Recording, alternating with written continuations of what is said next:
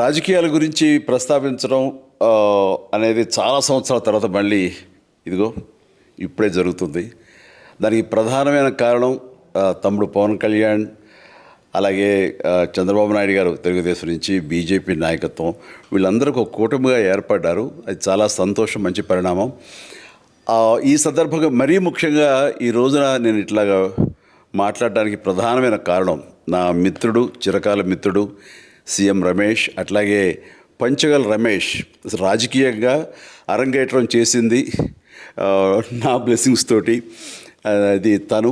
అలాంటి Panchagal Ramesh and CM Ramesh గారు వీరు నాకు కావలసిన వాళ్ళు ఇద్దరు కూడాను అనకాపల్లి కాన్స్టిట్యున్సీలో ఎంపీ క్యాండిడేట్గా, అలాగే పెందుర్తి ఎమ్మెల్యే క్యాండిడేట్గా వీరు నిలబడటం అన్నది నాకు చాలా సంతోషంగా ఉంది. ఎందుకంటే ఇద్దరు చాలా మంచి వాళ్ళే కాకుండా సమర్థవంతులు. ఇలాంటి వాళ్ళు అలాంటి కాన్స్టిట్యున్సీకి, దాని అభివృద్ధికి ఎంతగానో దోహదపడతారు అన్న నమ్మకం నాకు చాలా ప్రగాఢంగా ఉంది. ముఖ్యంగా సీఎం రమేష్ గారికి కేంద్రంతో ఉన్నటువంటి సంబంధాలు, అనుబంధం ఇది మరీ మరీ ప్రత్యేకం. నాకు అది ఎప్పటి నుంచో తెలుసు. వారి గురించి నేను వింటూనే ఉన్నాను, చూస్తూనే ఉన్నాను.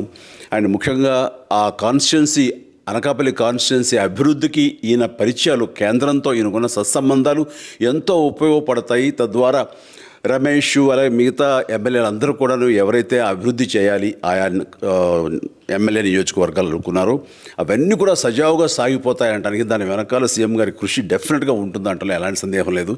అండ్ వీరి నాయకత్వంలో మిగతా వాళ్ళ ఎమ్మెల్యేలు అందరూ కూడాను కలిసికట్టుగా అనకాపల్లి అభివృద్ధికి ఎంతగానో దోహదపడతారు అండ్ రిజల్ట్ చూపిస్తారన్న ప్రగాఢ విశ్వాసం ఉంది. కాబట్టి వీళ్ళిద్దరి గురించి ఈరోజు ప్రస్తావిస్తున్నాను.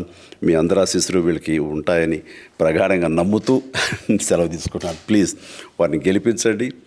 అనకాపల్లి నియోజకవర్గం యొక్క అభివృద్ధిని మనందరం చూస్తాం. అంతేకాదు, నాది చాలా పెద్ద కోరిక, ఆంధ్రప్రదేశ్ అభివృద్ధి పథంలో ముందుకు వెళ్ళాలి. దానికి కానీ మీరందరూ నడుము బిగించండి.